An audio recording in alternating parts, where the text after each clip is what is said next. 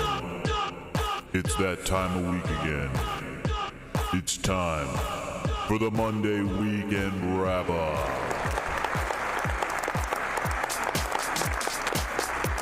Filmed live right here on twitch.tv/cartwheelchamp. Bringing you the best football analysis and fun trivia known to man.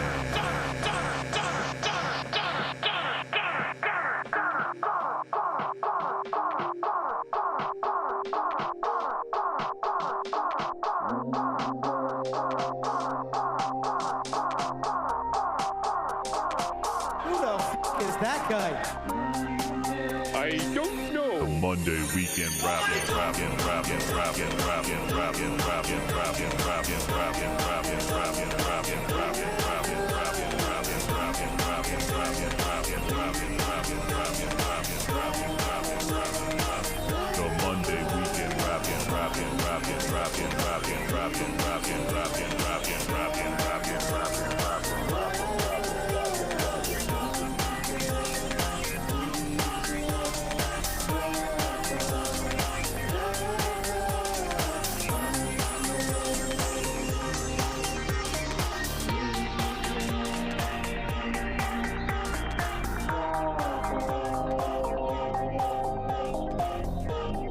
Now introducing your host, Cartwheel Champ. Good evening. Good evening. Thank you. Settle down. Thank you. All right. Yes. Thank you. Guys, welcome in. Episode 15 is upon us, and we have a great show. Lots of football. We're winding down the season, and we got a lot to talk to. Let's get into who's on the show this week. Coming in from Columbus, Ohio, we have Mr. HoffSpur. There's HoffSpur, guys. Hello. You see that? Hello. HoffSpur. There's HoffSpur, guys. And also joining us tonight from Canada, Vancouver, Canada. By the way, Hoff is a YouTube content creator. Guys, his link is in the chat. It keeps popping up every couple minutes. It's popping up. Please go click him on his Twitter, YouTube, and follow him, please. And also joining us, we have Mr. Cultured No! Milo the First. Milo the First, folks. Welcome, Milo. What's going on? First. Okay, all right. How you doing, man? I'm indifferent You're indifferent? to life. Okay. Yeah, it was a tough day. It was a tough It's a day. tough day. It was just a tough It's been a day. tough week. Yeah, it was a tough one. Anyways, let's take a look at the topics for this week's show. Starting off with we had the FA Cup final today. We're starting off with the FA Cup final, which was Saturday. Liverpool-Chelsea match there. We have a nice. We'll talk a little bit of Spurs, and we'll lead in to Arsenal. We'll talk about they played each other on Thursday as well. We have Serie A and some news to take a look at as well. We have our world famous, my favorite part of the show is slowly becoming the open panel, where you guys throw chat topics at us and we discuss them. And we have a new game today. I'm going to try it out. It's called Higher or Lower. Higher or Lower. I don't know. We'll see how that goes. And the classic, how many teams can you name? And this says Belek. I believe that's how you say it. I have the pronunciation written down when we get there. But that is Turkish for memory. You know, it's Turkish for memory. That's our football memory. I figure we learn a new word each week as well. And then we have our world famous weekly check-in. But without further ado, let's get right into the FA Cup final for this week. Liverpool have lifted their 8th FA Cup trophy with a 6-5 penalty shootout victory over Chelsea at Wembley.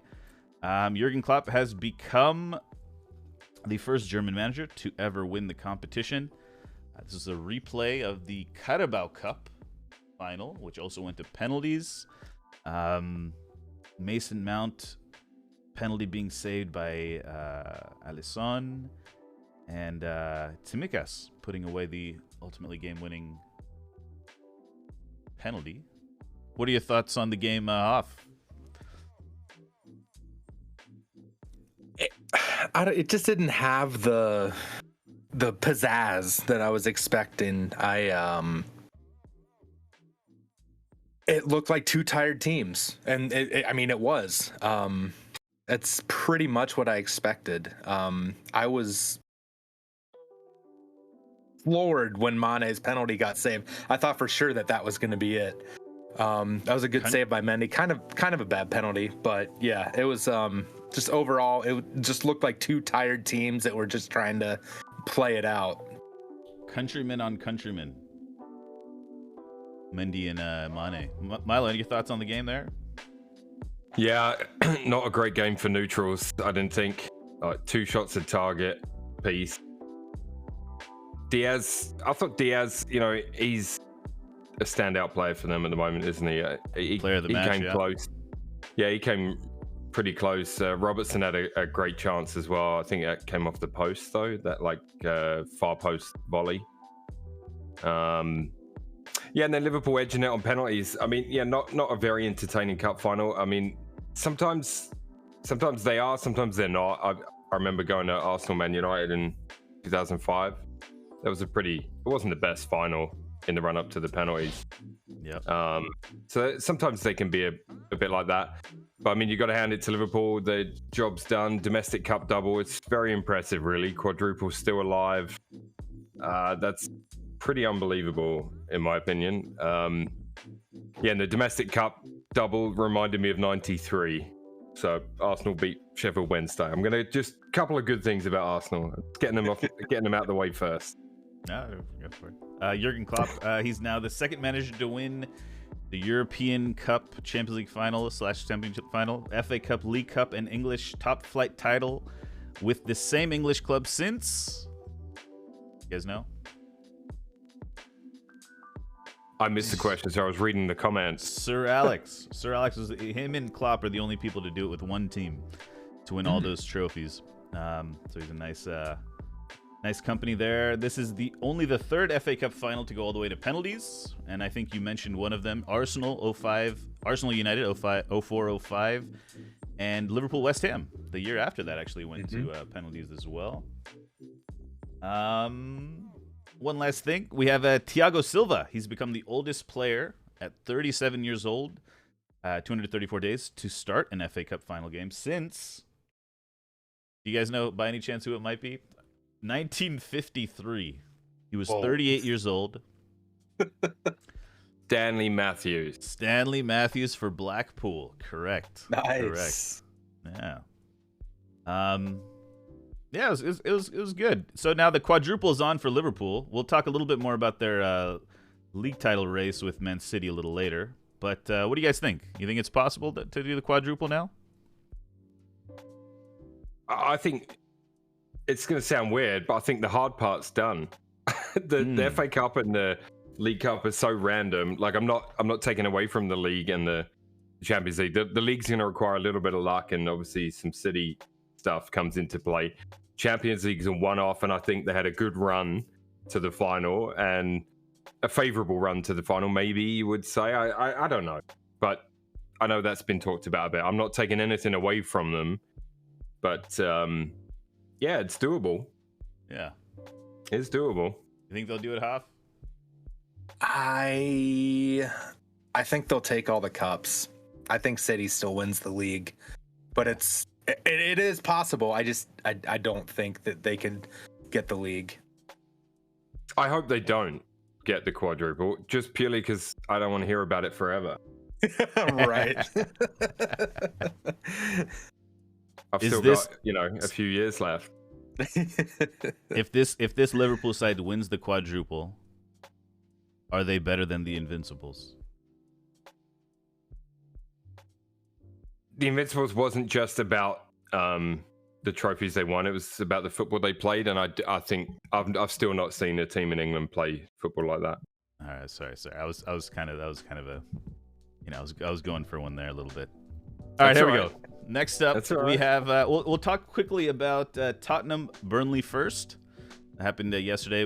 We'll do a short little snippet about this. So we had Tottenham leapfrogged Arsenal yesterday. This is yesterday, temporarily to move into the Premier League top 4 after a hard-fought 1-0 win over Burnley. Yesterday they were on the brink of getting to the Champions League final, depending on what the Gunners did today, which we'll get to a little later. Hoff, your thoughts on the game about yesterday?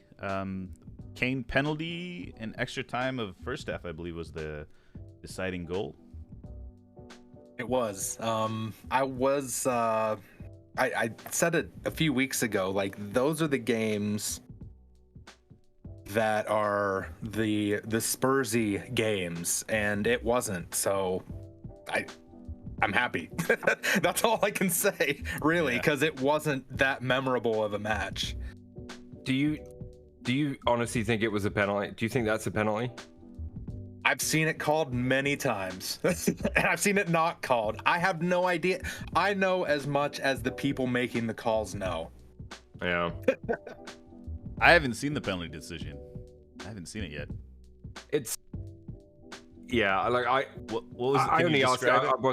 I wasn't baiting, but basically, the ball. Yeah. It was like a cross type, almost a cross from the edge of the box, and his arm was trailing out behind him, and the ball hits the arm. To me, it's ball to arm, not arm to ball, and I really think they need to have a look at the handball situation right now in the Prem, because I think it's terrible.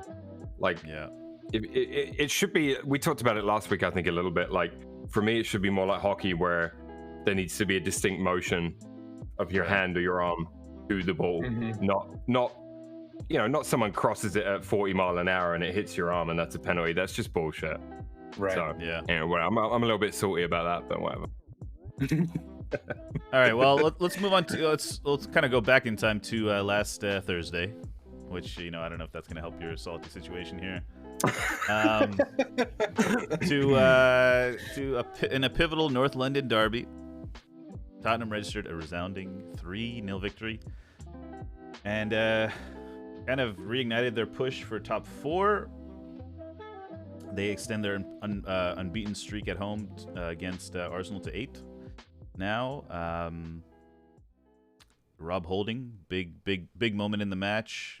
I believe he committed 4 fouls against Spurs leading up to his red card, all of them on Son Heung-min. That was the most he's ever made in a Premier League game, despite only playing 33 minutes.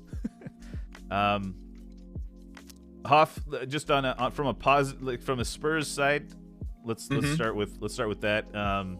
What did you like about the game? Other than I mean, I liked, first and foremost, the atmosphere was incredible. I mean, coming through the television, obviously I wasn't there, but it just seemed like you could tell everyone knew, like, the season pretty much hinged on, at least the rest of the season hinged on that result, and the players were up for it. It seemed like the Arsenal players were up for it too, maybe a little too much, but I don't know. It's I think the atmosphere kind of set the tone for everything. And the performance was what I would have expected. Being at home, needing a win from a Conte managed team, I didn't expect 3 goals. I expected a win, but I think the atmosphere was the biggest thing for me. Yeah. Milo, let's just talk about the first 30 minutes before the after that. How did you feel about those first 30 minutes? I felt it was a nice game. It was looking like a nice game. Yeah, neutral. I thought we started okay. When you're away in the North London derby, basically I'd expect the first 10 to 15 minutes to be up against it a little bit, and then you kind of want to weather that storm and then see where you're at. And I felt like that period of time was maybe just shy of 10 minutes before I felt like, okay, now we're settling down into the game. We've had a couple of half chances as well, and starting to put some passages of play together. And I'll be honest with you, even going 1 goal down, I wasn't that worried about it. We've been a goal down to Tottenham before, and we've come back and beat them, or we've come back in the draw. I mean, there's been unlimited amounts of friggin' draws between us over the years. So, and a point would have done me. I'd have been quite happy to go there and get a point, just where we are in the season and where we were with the squad. Injuries and fitness levels and all that, which is a separate issue, but still, I'd have been happy to get a point there. And then realistically, yeah, I mean, you got to look. Holding is what I pointed out as I think he let his teammates down. Yeah. I do think he probably would have got a red. He would have accumulated a red no matter what, I think, just with dealing with Son. I'm sorry to have to say, though, Son elbowed him in the head on the ground. There's a reverse angle clearly showing him throw an elbow, and Son should have been gone for that. That's a red card. It doesn't matter what's being done to you. He felt like he was being held on the ground a little bit, and Son just clearly elbows him right in the face. And to me, that should have been a red. So I'm not going to dwell too much on that, but I do think it's a talking point that the British media gloss over stuff like that. Don't even mention it, and that's where the whole golden boys jibes come from, because it's like you can do nothing wrong. No, absolutely. Yeah. I did see that, and it did look pretty. It looked pretty bad. It looked pretty bad. And I do think that there is some. We've been talking about a little bit. Implicit bias. This kind of subconscious bias when you see Son always smiling. I don't know. It's just he's a guy you don't want to give a red card to, right? I think. I'm not saying he should have got away with it. I'm just saying, like, it's an interesting thing, like when you think about it that way. Like, didn't he get sent off in a big game once? I just remember seeing him in tears once after being sent off. Hoff, do you remember that? He got sent off against Everton. Yeah, he broke Andre Gomez's leg. It wasn't. He happened to be the guy there. It was Serge Aurier that pushed Gomez into him, but he's the guy that got sent off for it, and that's correct. They rescinded it and all that, but I think he was more torn up about his leg than being sent off. No, anyway, that's a minor point in the grand scheme of things, because I think overall my thing is, I just think Tottenham are slightly better equipped than we are at the moment to deal with that occasion, that pressure, what the stakes, etc. I just think overall, depth-wise, age-wise, experience-wise, I just think Tottenham are a little bit better equipped to deal with it. And I think Cultured, and even you, Cartwheel, earlier in the season alluded that, potentially in a few years, Arsenal's team could be really, really good with those young players. So I'm absolutely. That's why I'm not like I'm not angry, but I'm disappointed about today, because and we'll get to that. But we'll get to that. Just a couple quick things about that game. This is the 3 consecutive home league wins against Arsenal for the first time since 1961. Other things, Arsenal have had 13 players sent off in the Premier League since Mikel Arteta's first game in charge, which is 5 more than any other side during this time. So Arsenal has 13, Brighton has 8, Southampton and Everton both have 3. And some of those are deserved. I think some of them were not, but it's interesting. It's interesting. It is. It's I wonder if the pendulum swung too far one way a little bit, whereas for a few years under Wenger, it was kind of teams were going out to bully Arsenal, and you could bully them around a little bit. Maybe not the big games. It didn't happen in the big games, but it would happen Stoke away, Bournemouth away, stuff like that. You know what I mean? It wouldn't happen. Ironically, it didn't happen in the derby very, very much. They were still just very derby games. United, it just didn't happen. But there was almost like a bullying that some of these teams could do, and I feel like part of Arteta's philosophy is we're not going to stand for any nonsense. We're going to stick up for our teammates. I think there's been a lot of bad luck as far as cards go. If you look back at some of them, I'm like, Jesus. And there are, you could pull if you wanted to take the time. I'm not going to do that, but you could go through and find a like for like situation.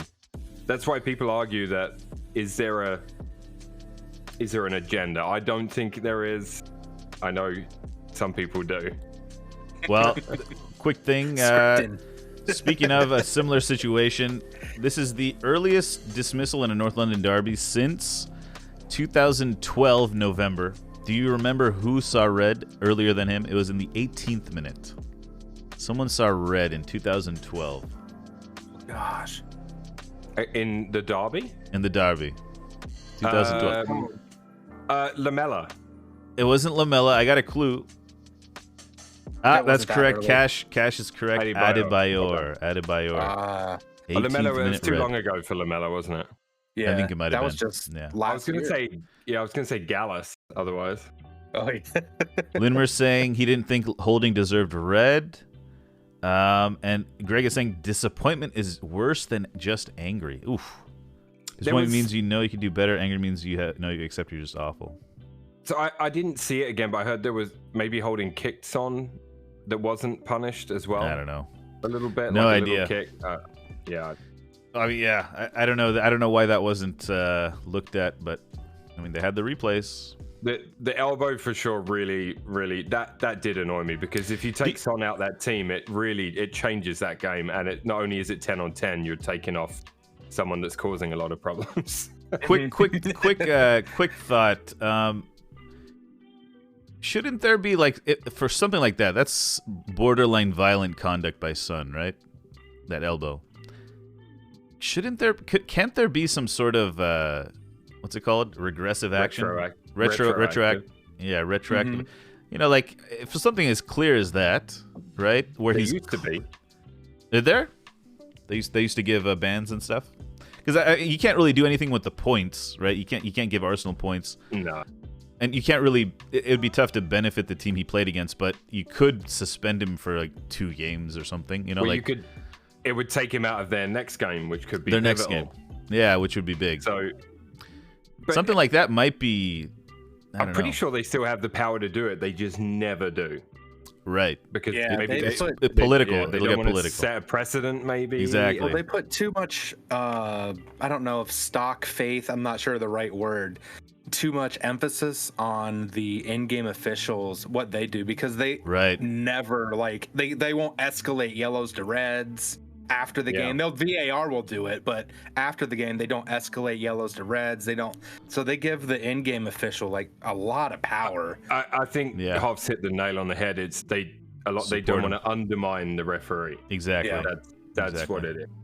That's probably the main reason. But I'm pretty sure they do have the ability to do it. It's yeah. All right. Well, just quickly moving on to today's match. Another big match for Arsenal today. Arsenal's top 4 hopes are left in a bit of tatters after 2-0 defeat to Newcastle. Handed Tottenham just one game away from going to the Champions League. Arsenal have won 17 of their last 18 Premier League games against Newcastle, with the exception of being defeated in April 2018, and tonight would make it 17 out of 19. I watched a lot of this match. It's a very, very it's a good match, right? These end of the season matches are what I look forward to, and Arsenal just didn't show up. Milo, what do you think? Pretty much. Yeah, I mean, I credit to Newcastle. I was giving their fans a little bit of a hard time earlier about it, but no, I got to give them credit, man. They came to play and put on a show for their home fans, and that's something that we've struggled to do at times this year. I think obviously Gabriel not fully fit, obviously White not fully fit. Whether they shot up and got out there on something or another, whatever they needed to play, which I respect, and Tomiyasu as well. You can't look past that. I think that's a major issue. I think it contributed to how uncomfortable they were playing it out from the back. I think there's a lot of those situations. There was, and I just don't think they were fully fit. They weren't up to the pace. Like Cash is saying, don't sit back and play negative football, but I don't think they had the ability in their legs to do any more. Newcastle were just so energetic. They were just they really were. They were incredible. flying. They were flying. St. James's Park is a really tough place to go and play. Yeah. Sure, our stats against them may look good, but on the grand scheme of things, but it's a really tough place to go and play. The fans there are amazing. It's an amazing stadium. They sit the away fans right up in the nosebleeds on their third tier. It's the only stand, so like that makes you less effective as well. They're really quiet on TV. You can hardly hear the away fans unless you listen for them. But they really make it a tough place to go and play. But I was very disappointed in that. I think Granit Xhaka, his interview nailed it for me today. Yeah. When they asked him, if like to an experience, blah blah, he said, "Well, then don't come." And I was like, I actually really like this side of Granit Xhaka. Yeah. I couldn't have put anything better than he did. So and on the flip side, Hoff, you got to be pretty happy about that result. Yeah, I definitely don't hate it. I have actually one of my best friends is a Newcastle fan, and we were texting throughout the game. And I follow Lyon in Ligue 1, and I've been following Bruno for forever. I love that guy so much. I'm glad that he got a goal. That kind of made me a little happier as well. Callum Wilson was incredible. He was all over the place. And it was his first start back from his injury. I was blown away by how good he was in this game. Yeah, he was really good. And even have you seen the stills of his tooth when he went off to get treatment? That was crazy. I would still be crying if that happened to me. Yeah, was that Wilson? I think it was Wilson's tooth. Yeah. Wilson. Sorry. Yeah. So we were linked with Bruno as well in the summer. I remember. Oh, really? It seems like it seems he's been linked away from Lyon for a long time, but I'm glad he's in the Premier League now. I really like watching him. Yeah. So, for me to conclude the week, for Arsenal, I obviously Tottenham are going to be happy, and Hoff, you're welcome to comment on this after. But like, I will say, I've said I don't think the team's quite ready. I know Cash doesn't agree with me. I just, if we finished fifth, I still consider that a really good season with this team, especially given the lack of squad depth. However, there could still be one more twist. For you lot to go to Norwich and lose, it wouldn't be out the realms of Spursiness. Right? Oh no, there's definitely a non-zero chance of that happening. So there could be another twist. I'm not expecting it at all, and I will. The only thing that will bug me about it is the fact that it will affect our summer signings. It's going to affect who we're able to bring in and recruit. And that is a problem because recruitment is something we have to improve. So yeah. Yeah, it's one of those things as well. Like, the league is a marathon, right? So, you're not, you might have a good run in September and then, you have a poor, you kind of go down, but, you kind of go up and down. It's just really unfortunate that Arsenal was riding so well. And just at the end, they're just having a little dip, it's just, that's pretty sad to see because it is a good young team. And it's kind of exciting to see them come through. The future's bright. It's bright, yeah, but it's just the way it's happening is just so. Oof! It's got to stink. It's got to stink. In the last sort of 8 to 10 years of Wenger, it was always a really bad November, December, and then they'd be one of the best teams from January to April, or to May, almost every year, and make the top 4, or higher. 4th, 3rd, 2nd, 4th. You know what I mean? Like, they used to push on January onwards. It was very weird. Yeah, I'd love to get some. I mean, you say you'd love to be consistent all the way through. Those are the teams that win the league. So, it goes without saying. All right. Well, I'll read a lot of good points in chat. We'll get to in the next section. But just quickly, want to take a look at Serie A. Serie A is coming down to the last match day. Inter versus Sampdoria and Sassuolo versus Milan. If Milan win or draw, they have the head-to-head advantage against Inter. They will be going through on the weekend. Milan played before Inter, and they won 2-0. Pretty good game. I'm really enjoying watching Serie A, especially this title race. I think it's been Inter or Juventus just kind of running away with it. Have you guys any memories of Serie A or anything you like about this season you've noticed? I've always been a Serie A fan. I definitely stopped watching it. When I was growing up, there was a show called, I think we've talked about it, called Gazzetta Football Italia. Yeah. And it was basically based upon, it was when Gascoigne went out there and Platt went out there. So they took a big interest on it in England. And they used to show highlights on a Saturday afternoon. And it was James Richardson. And he would be sat, he had like a dream job. He'd be sat like this cafe in Italy with a glass of wine and a bagel, talking about the football for like an hour and a half. And then on a Sunday, they'd play a live game. And me and my granddad used to watch them all. It was so good. Like, and Serie A was so good. Yeah. So, yeah. I mean, I think Milan are gonna do it. Mm-hmm. I do. But I hope so. I hope so. I expect them both to win on the last day, so Milan will win the league. And we have Manchester City honing in on their title as well. They played West Ham, it's almost like a similar energy to this Arsenal-Newcastle game. I don't know. I've never been to I think it's the Olympics or London Stadium. West Ham plays it now. Mm-hmm. But I imagine those fans got pretty up for that game. Went up 2-0. Jared Bowen, he's got to be in the England lineup, I think. Yeah, he has to be. I think he has the most. He has the most goals, outfield goals, as second to Harry Kane, I believe, or an Englishman or something. They won't play him though. You watch, and it'll bug the living piss out of me. Mm-hmm. 52 times City have trailed by 2 goals at halftime in the Premier League and have never come back to win one of them. They drew once and lost 51 times. So, and they almost had that comeback, and Mahrez missed that penalty, or that was pretty. I feel like the last handful. I'm trying to remember the big games. I know against Liverpool. I want to say against Real Madrid as well. Mahrez has been the bane of Pep's existence. Like, he's had big moments to win games.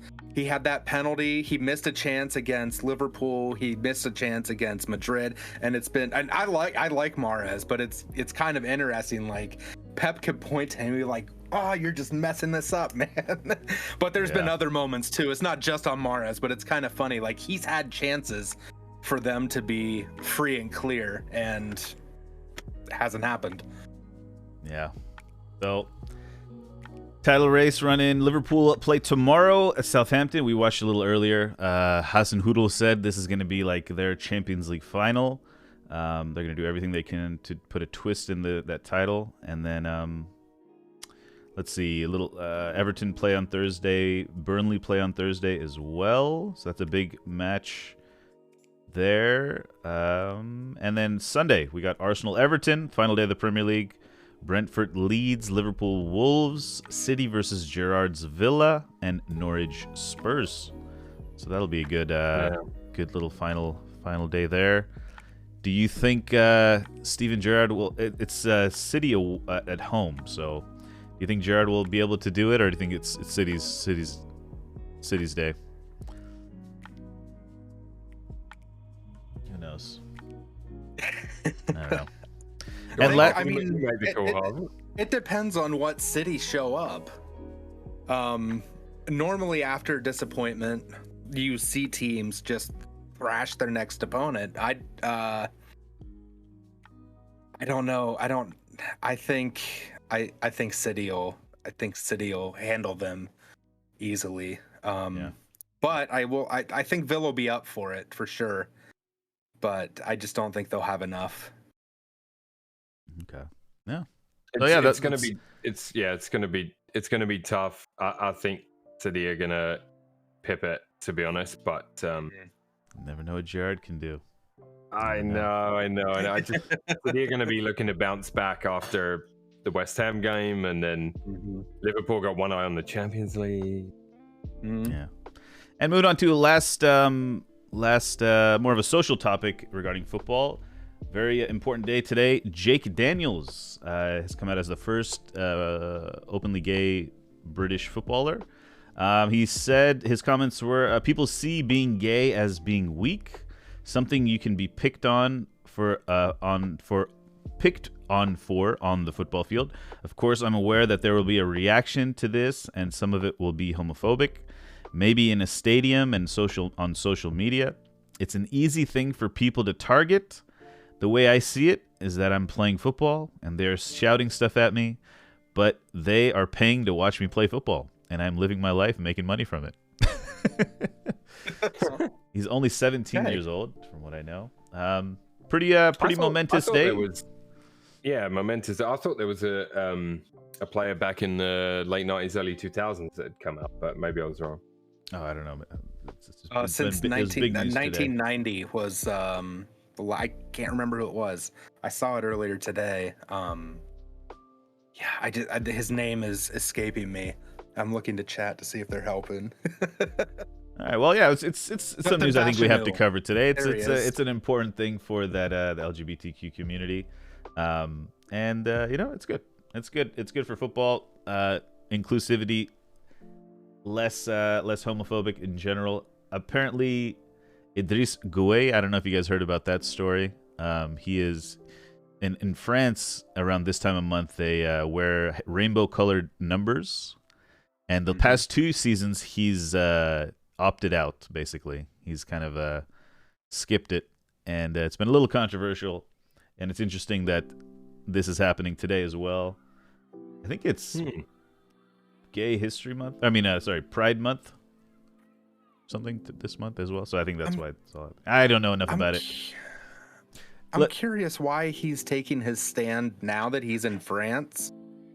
Because when he was in England, Everton definitely had betting and alcohol sponsors on their shirts. So I don't know why it's a pick and choose thing for him. And it might be something in his history. I have no idea. I just thought that a little bit of hypocrisy there was a little weird. All right. Well, let's move on to. We can continue this conversation in the open panel section. First thing we see is I hope Art of Music says I hope we get more GP from this Konami update. On another apology from admins. Apology from admins, hopefully incoming. Let's see. If that was the case, Laporte handball would not have been a penalty, and Benzema would have scored the pen. This is reference to Man City Madrid. I'd have to look at that. That's a little far back for me. Let's see. New Champions League format. Have you guys read up on that at all? Do you guys know what's happening? It's pretty. Can I ask? Did Konami write those new entry requirements? Because I was like, what? Well, anyway, Karen. Well, the new format is okay. Let me say the pauses. What I think is good about it. Right now we have a group of 4, and then you play each team twice. Right now, instead of playing, and that's 6 games. So they've added 2 games, but you play each team, or you play only 8 games against different teams. So you're not playing, a home and away leg, which is kind of nice, I think. It's a bit Super League-y, isn't it? It's very Super League-y. But I think I know. Well, I'm looking at the positives. I always look at the positives, So I thought that was pretty neat. It'll give smaller markets a lot more business. It'll give exposure to smaller market teams, right? Celtic, Rangers, Portuguese teams, Dutch teams, Norway, I don't know, Scandinavian teams. They'll get these more chances of bigger teams coming to their home game, other than 2 games. 2 small market teams playing each other is one thing. Once more big market teams playing small market teams is better for everybody. And also, I think more games allows clubs to exercise their squad and give more chances to youngsters as well. More games. Maybe I just think it's. I don't like this style because you're not playing everyone in the competition. So you might play crap against this team, but maybe you'd play amazing against that team. I just don't. It doesn't. For me, it doesn't sit right. I don't know, maybe because I'm used to a different thing, and I know that this round robin style is done. It's a bit American-y, you know. I don't want to throw that out there. Anyway, like I'm not a playoff big fan structure of is a little American-y. Yeah. The thing I was referring to with their wording is if you go on their website and look at the conditions to get in, they're a little bit like they just look like they were written by Konami. Right. It's instead of teams getting priority, leagues get priority now, which is better than teams getting priority. But yeah. Yeah, but there was 3 like conditions, and they were such a mess of paragraphs. Anyway, yeah, it's. I have to read that. I haven't read that yet. Yeah. Amber Heard got destroyed today in the trial today. I don't know if you guys saw that. That's on the open panel here. I didn't catch today. She got destroyed. She got destroyed. Do you think she's acting? I think she's acting. Do you think she took a bump? I saw that the other day. Oh, I don't know about that. You didn't see that? I don't know about that. I believe it. There's a lot of controversy saying that she took a bump. Goy doesn't like Goy. Let's see. I don't think players can choose the sponsors on the shirts though. Oh, this is a reference to the Everton situation. Welcome in, Sako. I hereby declare my heterosexuality. Very nice, very nice. Champions League supposed to be only for the champions. Yeah, true. I mean, yeah, the lawyer was great. I mean, is there anything else you guys would like to talk about during the chat? Amber Heard seems like the pressing issue of the day. It was on at the same time as the Arsenal game, and it was like, it was amazing. Can I actually do a cartwheel? I did a cartwheel the other day. He did, yeah. I did. It's on Twitter. Just to throw it back to Serie A real quick. Yeah, Serie A. It was Dybala and Chiellini's last games for Juventus, and Chiellini's been there. He went down to Serie B, or was that was before his time? I forget. He might have been just Chiellini? coming up when they were down in Serie B. Oh yeah. But Dybala's been there since he left Palermo as well, and not that I follow Juventus or anything, but I've enjoyed watching both of them throughout their careers, and I'm excited to see where they go. Can we all agree Dybala is overrated? Don't let Cultured Left Foot hear that. Oof. I'll let you know depending on which team he signs for in the summer. Yeah, there we go. Right. There we go. I feel he's a little overrated as well. I do. Yeah, I do. But maybe he just will thrive better in a different league, and I don't think that league's the Premier League. Maybe La Liga. Well, speaking of the Premier League, let's go to our segment, Higher or Lower. It's called as the name of the segment.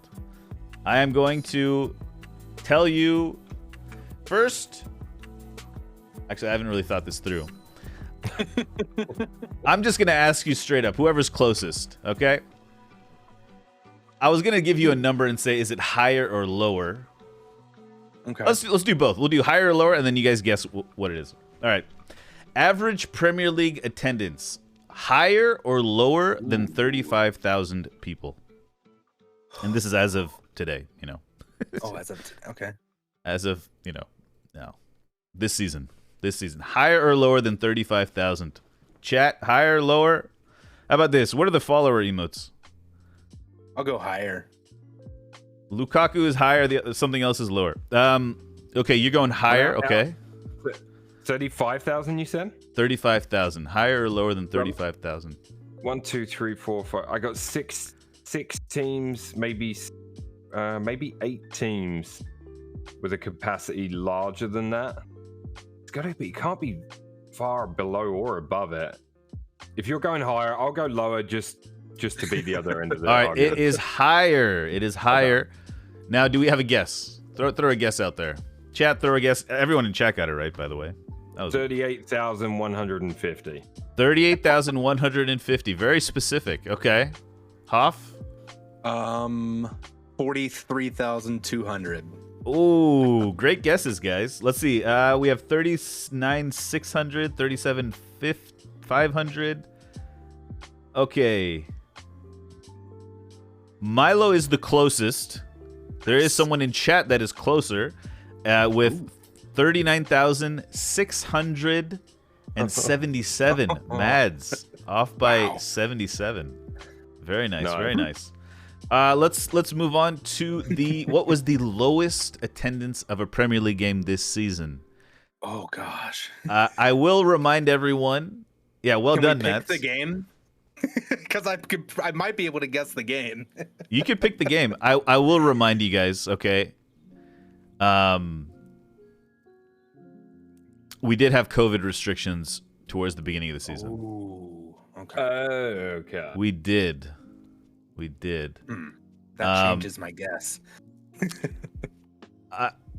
So what did they count staff and everything in the I'll do a higher or lower. I'll do a higher or lower. Higher or lower than 15,000. Lower. Lower. Yeah, it's got to be lower. Okay. Higher or lower than 15,000. 500 people. Wow. Okay. It wasn't strict COVID. It wasn't strict COVID. 420, 40,000. Higher than 15,000. Lower than 15,000. Yeah, we said lower, right? Chelsea. It is higher than 15,000. Oh wow. Higher than 15,000. It is Brentford versus Arsenal on the 13th of August. Can you guess the attendance? That was the opener. Yeah, that was an opener. That was when Friday night. Arsenal were not getting their games postponed. So we're above 15,000. I feel like it was 21,482. Okay. 21,482. We have 1850. We see 18K. 17,893. 17,893. So on a technicality, Cash. Oh well, Hoff is correct. 17 is closer. Cash is on 17, which is the closest in chat. It was 16,479. 16,479. Well done. All right, moving on. Well done. Number of goals scored in the Premier League this season. Oh god. Higher or lower than 890? Higher or lower than 900? I don't know why I said 890. Higher or lower than 900? Lower than 900. Okay, we see a lower. I'll go lower. Lower, okay. Anyone else? Wait, okay, but there had to be a little bit of COVID restrictions. What is Brentford's stadium capacity? Sorry, I thought it was It's not that. It's a community stadium. It's not that big. All right, my bad. I threw you guys off. 500 was a good guess for COVID restrictions. Sorry, Sakatur. So we got two lowers in chat. We got a higher. Milo's gone lower. What was the number again? 900. 900 goals. Higher. Higher. Okay, it is higher. It is higher. Throw some guesses out there.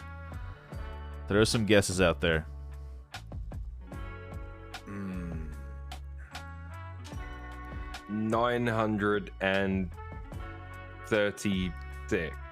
Okay. 936. 1021. I feel like if it had been over 1,000, I would Thank you, have read that Sakatur. somewhere. You know? Yeah, that's fair. I feel like if it was over 1,000, I would have read somewhere. Oh, the Premier League, 1,000th goal. You know, there's been nothing about that. I'll go 1,002. I think 1002 is the closest. What? It's a 981. I don't know who's. Wait, you said 930 something, Milo? I think so. I did, but yeah, it's less than 1,000. It is. That's 2.7 goals per match. We might hit 1,000. There would be a fanfare, right? If there was the 1,000th goal, it would be a fanfare. Someone's gonna get the 1,000th goal. Yeah, someone's gonna get it. Oh yeah, someone's got to get it. Has it? I'm sure it's already happened before. Probably. Oh, probably. Yeah, probably. All right, here we go. Number of players with 10 or more assists. Number of players with double-digit assists in the league. I'm not even gonna give a higher or lower. You know, It's above 0 and below, 30. That's a good range. That's. Well, I shouldn't even give you a high. I'm boundary. gonna go 12. 12 players with double-digit assists. Okay. Yeah. How many players with double-digit assists in chat? 4. 4. Okay. 7. Okay. 5. 11. Okay. Okay. Good guesses, guys. 4. And can you name who has the most? Well, while we're tabulating the scores here. Ooh. All right, we have a correct answer in chat. The Okay. answer is 5. Oh, 5. Yes, 5. And number 1 is Salah. Salah is number 1 with 13. Didn't Salah- Pogba get 4 on the first day? Probably. That sounds like something Pogba would do. And then just disappear. Right. Salah with 13. Trent with 12. Andrew Robertson with 10. And there's 2 more with 10. I haven't seen it in chat yet. We mentioned him earlier in the stream when we were speaking about a possible Harry Kane substitution. Bowen. Jared Bowen. He's got 10 as Yeah. well. And then another English player who I think should be starting for them. I've mentioned him a couple times. Mount is correct, Sakator. Yes, Greg. Nice. Greg and Sakator got that. Very nice. All right, moving on. Number of goalkeepers with 10 or more clean sheets. Number of goalkeepers with 10 or more clean sheets. So I guess, anything less than 20 would make sense, right? There's 20 teams. Right. All right. See what I did there? I'll 2, go 3, 7. 10 or Ooh, more that's clean a lot. sheets. I lied. 5. I go 4. Okay. And who has the most? Okay, well, I'll just say Diogo got it. Allison has the most. There's actually 9. Oh, There's wow. nine keepers with 10 That's clean almost sheets. half the league. It is. Allison and Ederson are 1 and 2. Mm-hmm. Yeah. Then we have Hugo Mendy. Lloris, Mendy, Hugo. Ramsdale, Yeah. Jose Sa, Oh. Wolverhampton. Emi Martinez at Villa, Okay. Brighton, Sanchez, and Guaita at Crystal Palace. That's a crazy stat. Palace. That is pretty wow. well. Okay. Yeah, I think Allison and they have like. Maybe I gotta recheck that stat. Hold on. I think I will get back to you next week if that's incorrect. I think that's correct though, because that is a lot. Because I'm like, That's like half their matches. That's like a third of their I match. was thinking Ramsdale has had a good season. He's made some unreal saves, but we've been leaky as fuck. I'm like, it's not Ramsdale, like I think, he's has got had 10 clean sheets. Yeah. Okay. So Allison. Yeah, I was gonna say they're on 20. I wasn't sure. Yeah. Okay. They're on 20. Yeah. So this is right. This is right. I think Ramsdale has 12. I think something. Okay. And the most shots that have hit the woodwork by a single player this season. The most shots that have hit the woodwork by a single player this season. This is Premier League, right? This is Premier League. This is all Premier League. Okay. Because I know Tammy Abraham just rocks the bar for Roma. There are 2 players who share this number of times hit. So how many times has this person hit the woodwork? Lots of woodwork here. Mane? CR7 Mane. Ooh, that's a good guess. I'll say this: they are not in the top 6. Okay. Ooh. They do not play for the top 6. It's not Ronaldo or Salah. First, give me a number. How many times has someone hit the woodwork? I want to see what people think. What do you guys think? How many times has someone hit the woodwork in 38 odd games? I'm going to go Oh, wait. 15. 15, 14, 7. That's correct. 7 is correct. Yeah, I'll say Sorry, 8. Hoff. Sorry, Hoff. That's You okay. didn't. I didn't say it quick I need to enough. wait for It's you okay. guys when I see it. I'm fluctuating my answer too much. I don't know. These either stats really are kind low of or like really high. you don't really think about this stuff, so it's like it's just something interesting to. So on the most, yeah. So a player hit. So 2 players hit the woodwork 7 times this year. 1 plays for. I haven't seen it in the chat yet. 1 plays for Leeds, and 1 plays for Brentford. Rafinha? Rafinha is the player for Leeds, Okay. and then Brentford. Tony? It is Brian Mbuemo.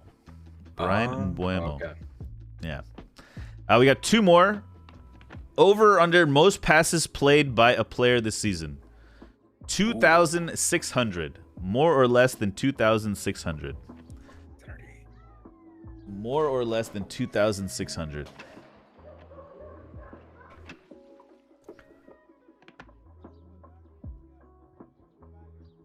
We have 1 or higher or lower. We have 1 higher. We have another higher. Sorry, I meant to say higher. Higher or lower. That's the name of the game. I'll go lower. Lower. Okay. I'll say higher. It's okay. The answer is higher. Do you have any idea who it might be? Higher. Someone says I Rodri. think That's I'm with. I was gonna guess Rodri or Gundogan. the team is correct. Just to move things on, Okay. the team is correct. It is a Manchester City player. It's not KDB Laporte. then. Laporte is second. KDB, I believe, is in the top 10.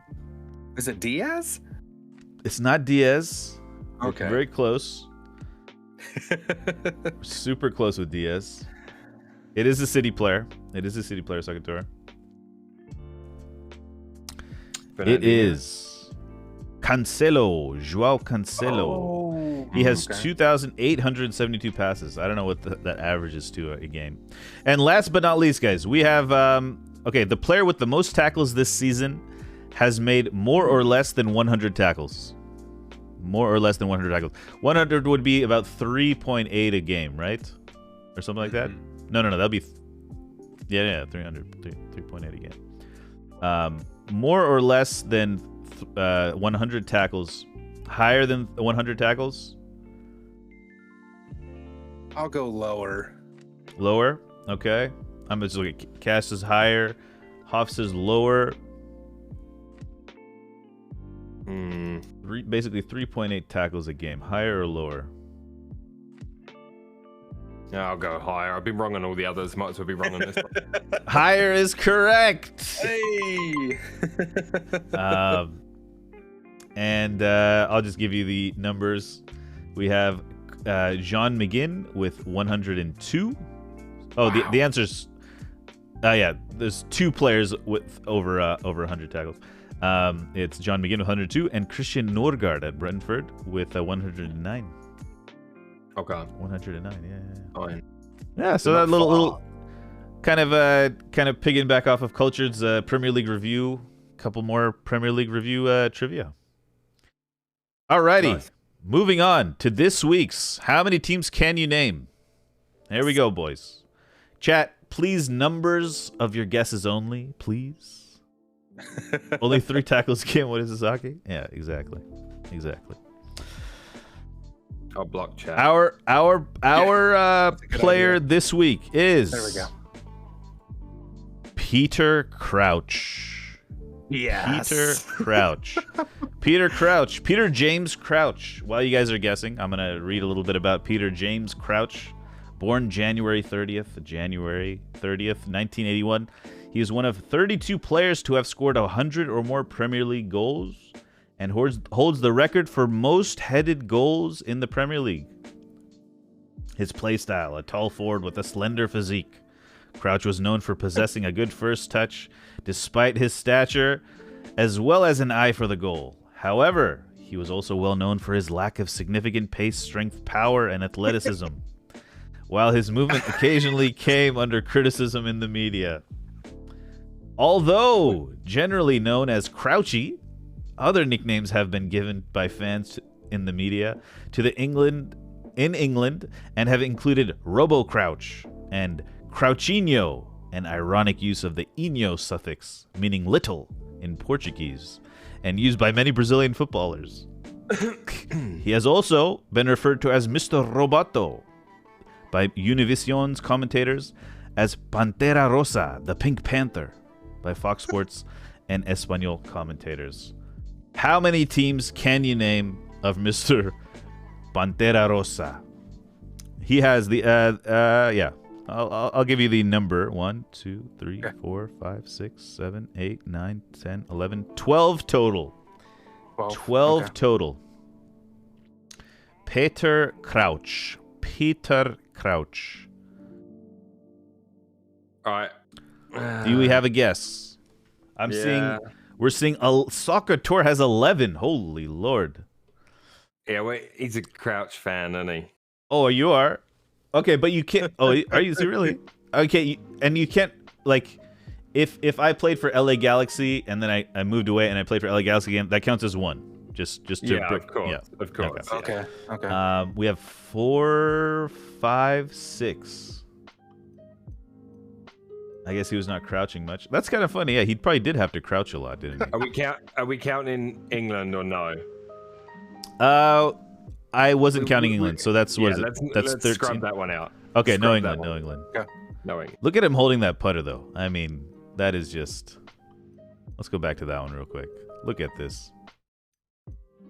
Yeah. Like, get a longer putter, bro. Oh, jeez. Very awkward. How many? Or have you put it out? I have 8. You have 8. Okay. We have 8 on the table from. Hold on. 8 has been locked in by Milothe1st. We have our first. I'm lock going to in. be able to respond like that once I get my Go XLR set up. Yes. Like, I just spin this dial and it will go into high pitch or low pitch. Oh, nice. I just haven't got it all channeled up yet, so That's recorded. I'm not saying that, by the way. Oh, Yeah. I'm not saying. it's still really good. Yeah. Who makes his right. jeans? I know, right? All right, so we have 8 on the board. Can you name more or less off? That's pretty impressive. 8's impressive. I could not name 8. One of them I'm really not sure. I'm just looking at my list. I have 10. I'll go 10. Oh my God. Wow. 10 Okay. out of 12. Now you have to get all 10 or it goes to me, you know that. I mean,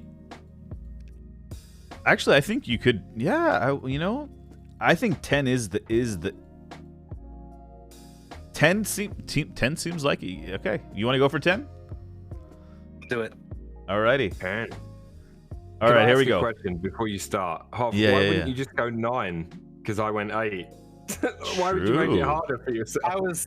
It's for the challenge. I got excited because I thought of another team and I wrote it down and I'd count. Wait, 1, 2, 3, 4, 5, 6, 7, 8, 9. Yep, and I just said 10. So How the fuck do you have 11? I'm amazed you have 10. Let's hear them, because man, whoa. I'm gonna. All right, I'm not gonna open up chat. I'll open up chat after I read it. Okay, yeah. So I've got Portsmouth, Correct. Liverpool, Correct. 2 stints at Portsmouth. Tottenham multiple times. Yes, he was a youth player at Tottenham as well. He was at Stoke, Stoke City, correct.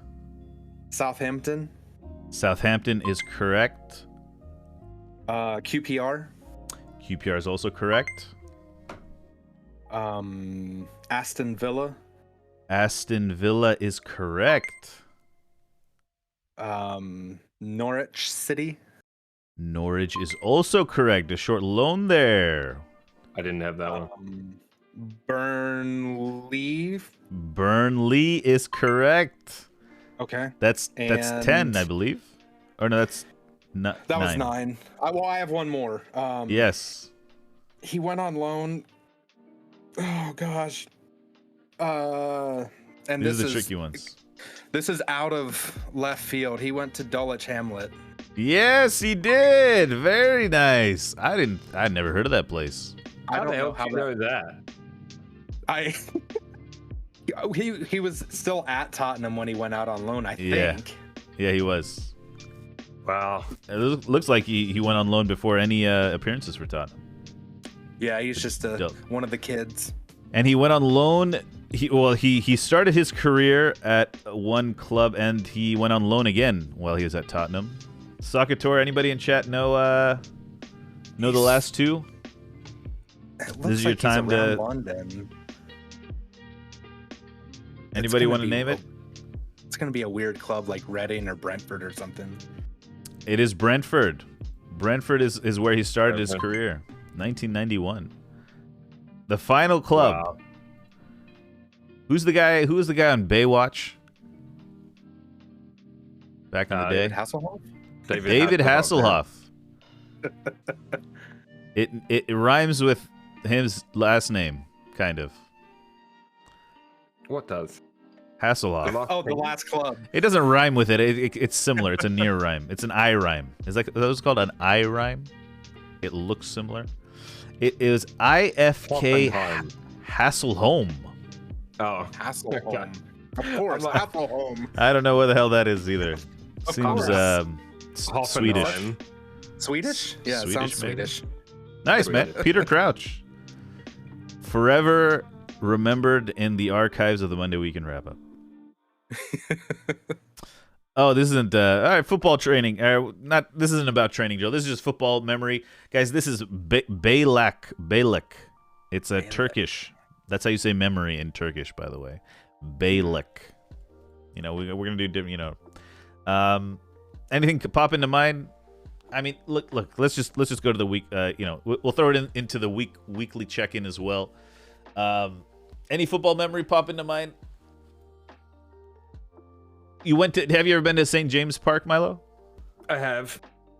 Any It's memory cold. of it's cold up there? It's like northeast, right? It is, yeah, and it's cold and gloomy.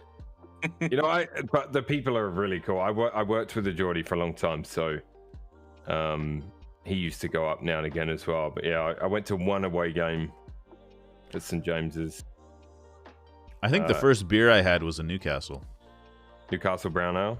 Yeah. Yeah. My friend It's not the same anymore, though. My friend's older unfortunately. brother always had that, and he let us have a beer each when we were It's just a long drive. children. It's a long It's a drive. How long long is it drive, from yeah. London? Is that like 4, 5, 6 Like, hours? I live just south of London, and it would be like with traffic and everything, it would be like a 6-hour plus drive. Ooh. Oh wow. And it's really not that far as well if you look at a map. Yeah. Just the freeways and motorways and stuff are just so busy. So, you know, then they were. I'm sure it hasn't got any better. Yeah. But a lot of away games, would take the train. But for that one, I wanted to. I think I had something going on the next day, so I just wanted to get back in my own time. Because Yeah. Go ahead, Milo. I was just gonna say, they do like they do especially on a Sunday they used to do a lot of like railway maintenance on a Sunday. Ah. So you'd go do a game, and then when you'd come out and try and get home, there'd be like railway maintenance. You have to get off at a station, get on a bus, and go like half an hour on a bus, and then get off and get back on another train, and like it just sucked. It sucked. So I used to actually, I got so fed up with it. On the last 2 seasons that I had season tickets, I drove my van because I had my own business. I drove to the Millennium Dome. You know what the Millennium Dome is, because they redid the tube out to there on the Jubilee line. So I used to drive and park there, and it wasn't that expensive. Jump on the tube and just tube in from there. Nice. Any memory pop in mind? Should we head into the weekly check-in? Hoff. Just I got. actually, how about this? Probably- You weren't here last week. Favorite training drill? You've coached, right? You've coached. Yeah. What's your favorite training drill to coach? I don't know. Honestly, I like at the end of practice, we would always try to do something after the guys are tired, to make them think. Like you said, not necessarily something super physical, but Right. just something to get their minds going while their body is tired.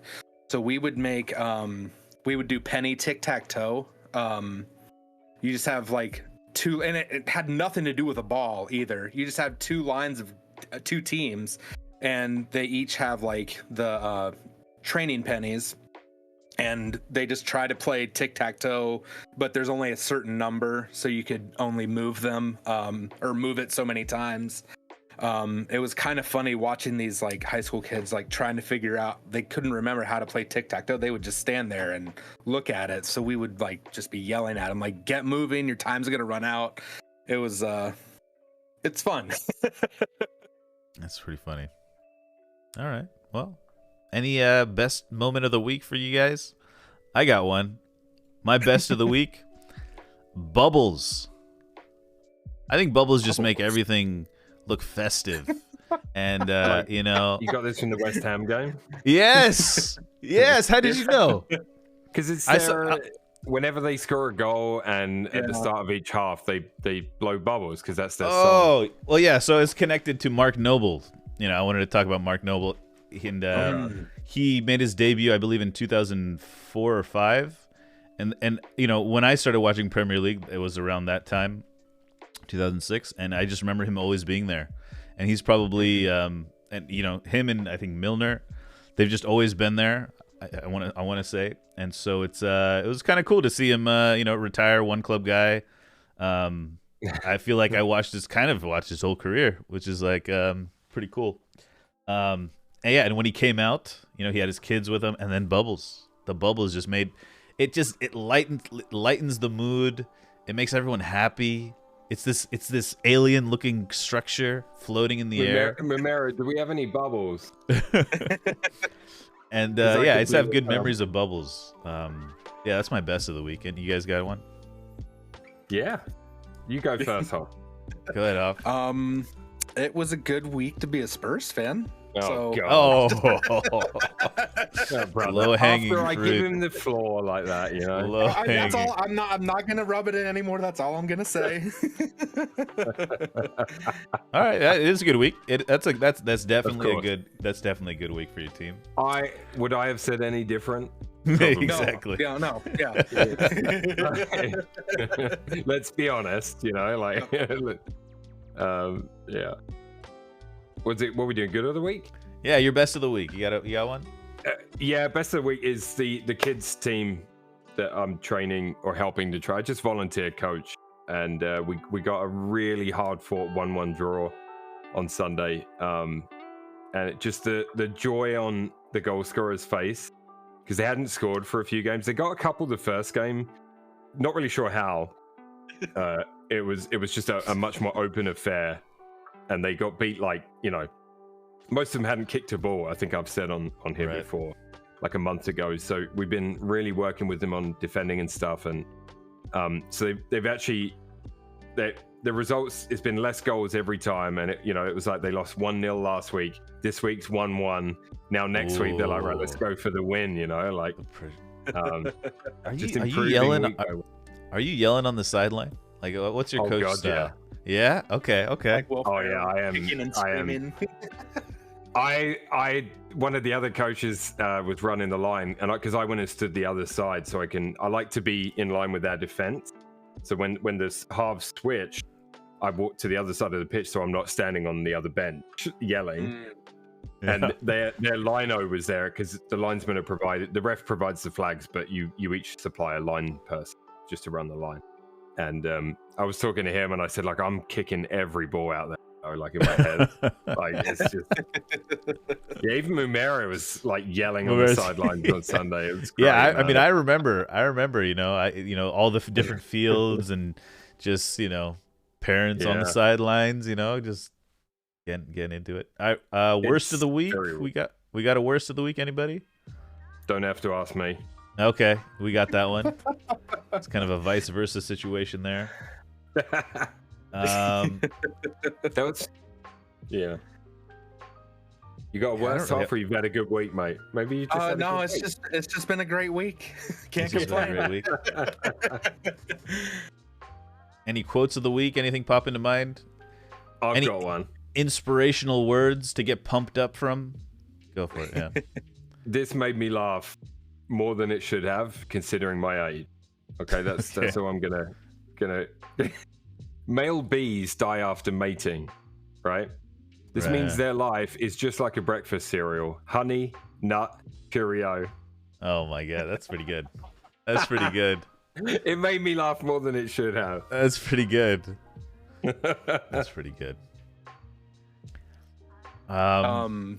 Mine, I've got and I love that you brought up Gaza going to Italy before, because I've got a quote from Terry Venables when he's talking about when they sold Gaza to Lazio. He said, "I had mixed feelings. It was like watching your mother-in-law drive over a cliff in your car." That is pretty awesome. Do you know what? If you're into 90s football, anyway, I'm not plugging this because it's not mine, and I have no affiliation. This is the time for whatsoever. plugs, anyways. Go for it. It is, but I sometimes listen to a podcast called Quickly Kevin, Willie Score, and that's a piece of commentary from the 90s. And it's just a podcast about 90s football, and they have, like, I listened to one.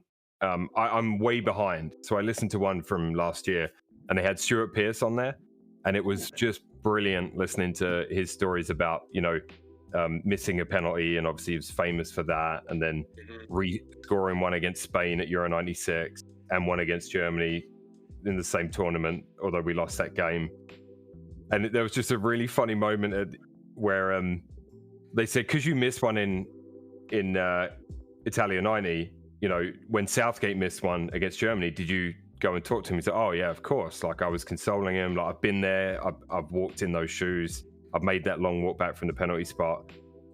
And they said, "Well, what happened after that?" He said, "Well, I took him out for dinner, and we were just sat there, and Southgate had his head like just down on the table, just totally gutted." And Pierce said Tony Adams walked in and was like, "What's wrong with him?"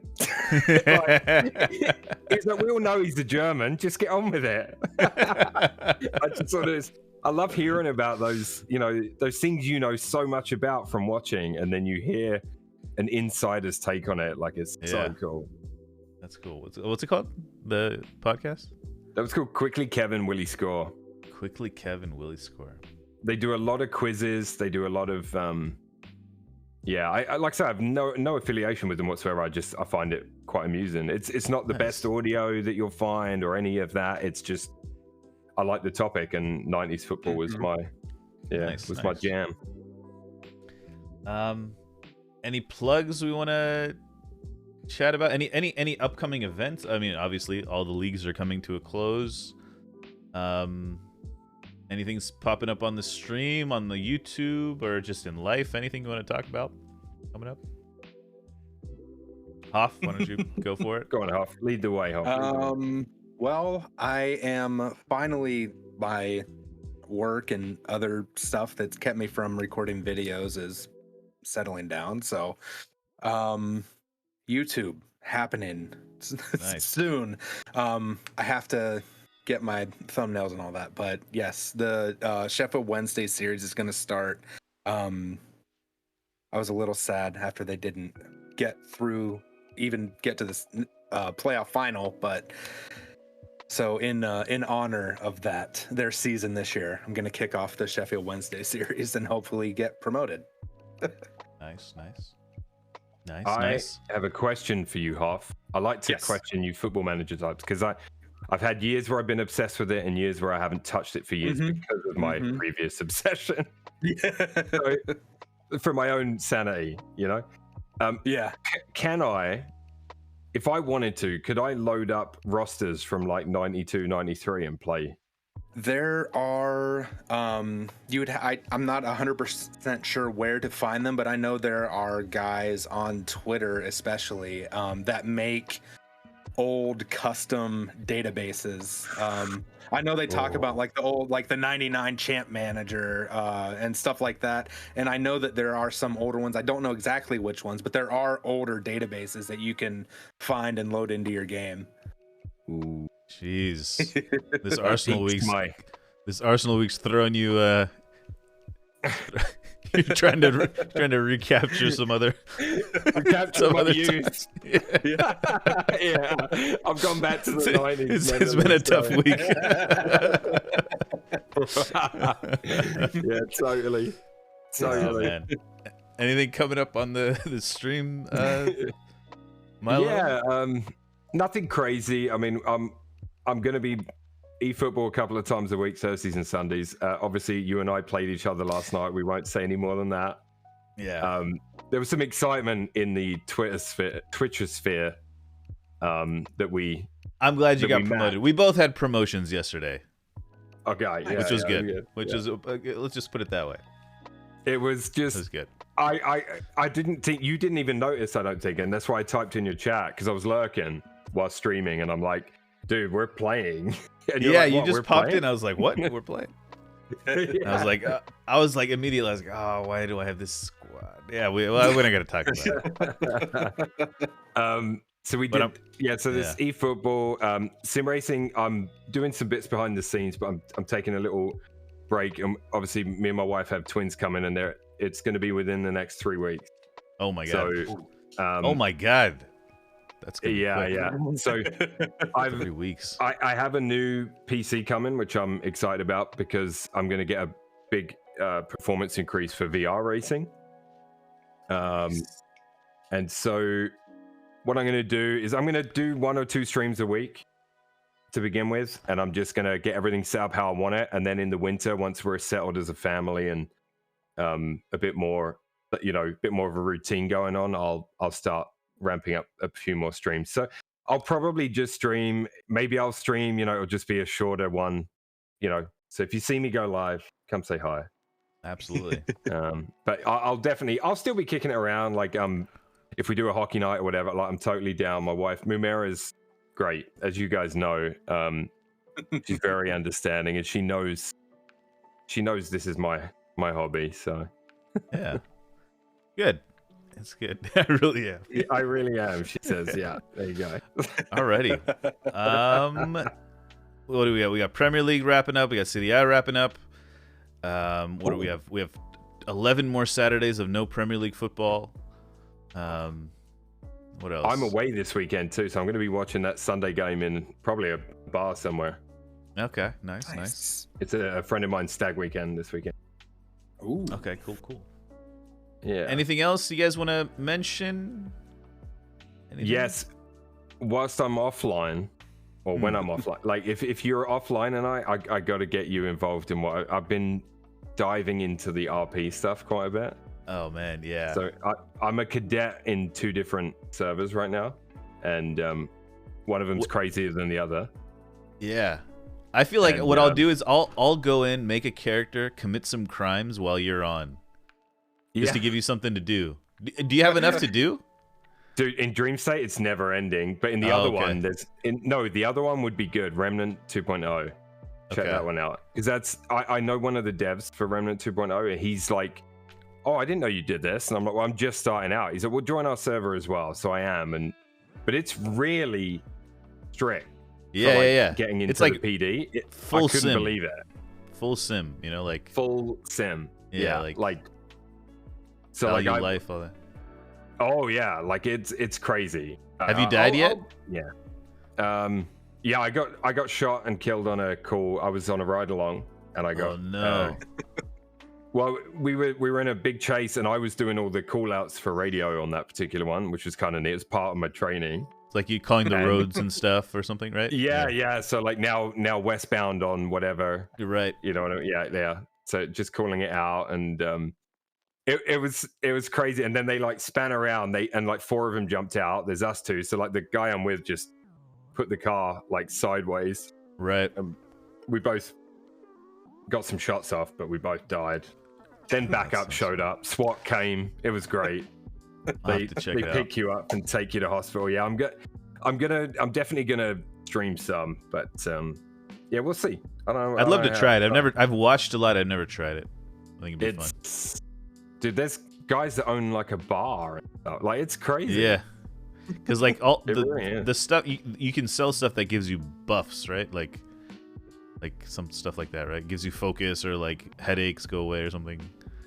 Like I've seen, there's I mean, utility. there's all kinds of stuff going on in the background. Yeah, that I lot don't to even know explore there. Cool. Well, thank you guys for joining us. That's episode 15 in the bag. Hope to see you guys next week, maybe the week after. Thank you everyone in chat for joining. That's gonna wrap it up for us. Whoa, that's loud. What else is there to say? Wrapping up the season. We'll have to figure out some content for the summer. I don't know how it's gonna go, but hopefully we'll be able to figure it out. Thank you guys for joining. We'll stream a bit after this. I don't know exactly what we're gonna do. Yeah, thank you guys for joining. Hoff, congratulations on a good week. Yeah, thank you. Wow. That's me extending the olive branch. Look at that. Maturity. Mature fandom. All right, guys. Good night. Good night. Good night. See ya. All right, guys. Good night. Good night. We'll be back in a bit.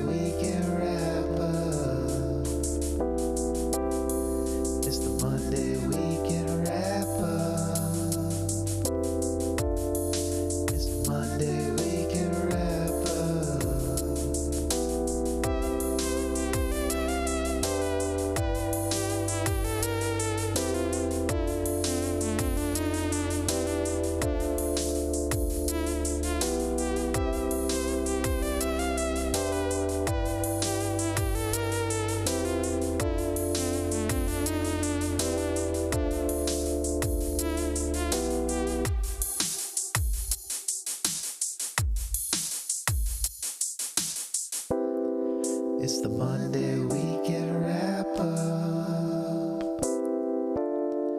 It's the Monday Weekend Wrap Up. It's the Monday Weekend Wrap Up. It's the Monday Weekend Wrap Up.